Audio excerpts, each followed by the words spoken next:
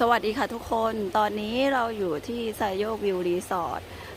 อำเภอไซโยกจังหวัดกาญจนบุรีนะคะ ให้เพื่อนๆชมบรรยากาศกันนะคะ